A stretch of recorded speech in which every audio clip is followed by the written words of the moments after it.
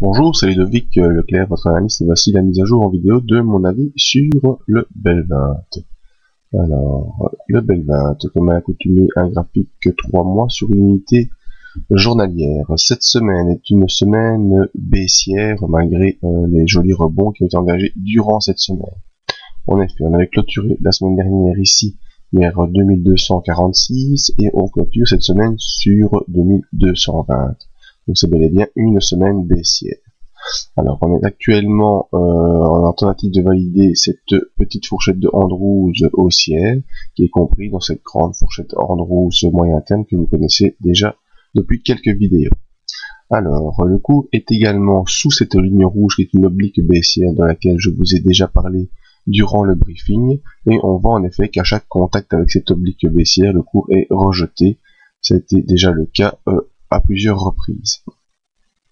Alors lundi, on entame la semaine par une séance de baisse où on arrive sous la M100 et on effectue un plus bas qui est plus bas que les plus bas précédents.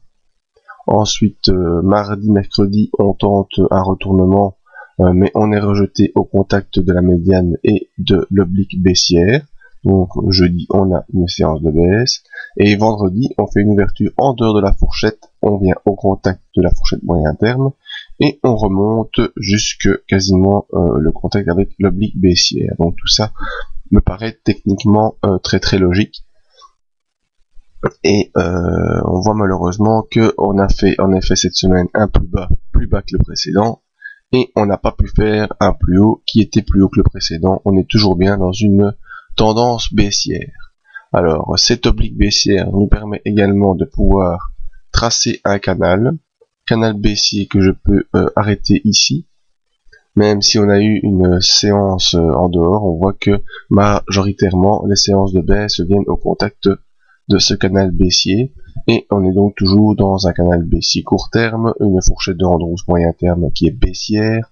On est toujours sous la M20 qui est la ligne bleue qui également est baissière, et le cours a fait un plus bas que le précédent sans faire de plus haut que le précédent. Donc tout cela nous amène à penser qu'on est toujours en tendance bel et bien baissière. Voyons nos indicateurs. Eh bien, le MACD sous son signal qui est baissier, même si la tendance, l'accélération baissière tend à diminuer, on est toujours en tendance baissière sur le MACD. Le RSI est toujours sous une oblique baissière également, qui montre que la puissance du cours est de plus en plus faible et que donc une impulsion baissière est toujours en cours.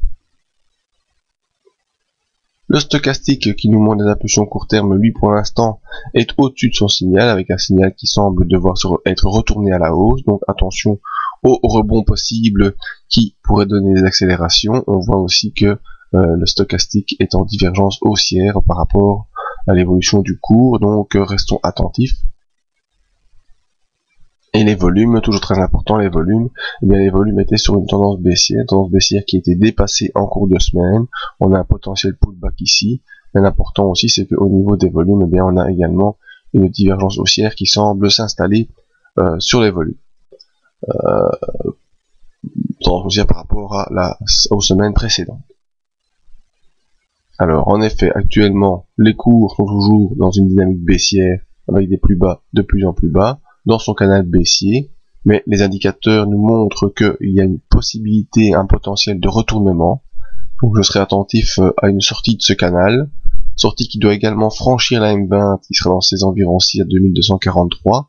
Ensuite, elle devra poursuivre pour franchir cette zone à 2260 qui sera la médiane de Andrews, et encore poursuivre pour aller rejoindre la M50 à 2277. Pour un objectif final, on va dire, pour une impulsion haussière vers 2314. Donc ça fait beaucoup d'étapes à franchir. Sortie du canal, ici, la M20 ici à franchir, ensuite la médiane de Andrews baissière, la M50, et pour enfin rejoindre 2314.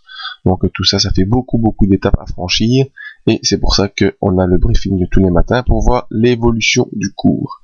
Alors, une possible latéralisation avec un contact avec cette fine ligne pointillée est également possible en cours de semaine, qui sera, à mon sens, aussi un support fort et un prétexte au rebond. Voilà, si vous voulez nous rejoindre sur le site pour avoir d'autres analyses sur indices matières premières. Et il reste encore quelques places pour notre conférence du 2 juin à Namur. Merci à tous et à bientôt.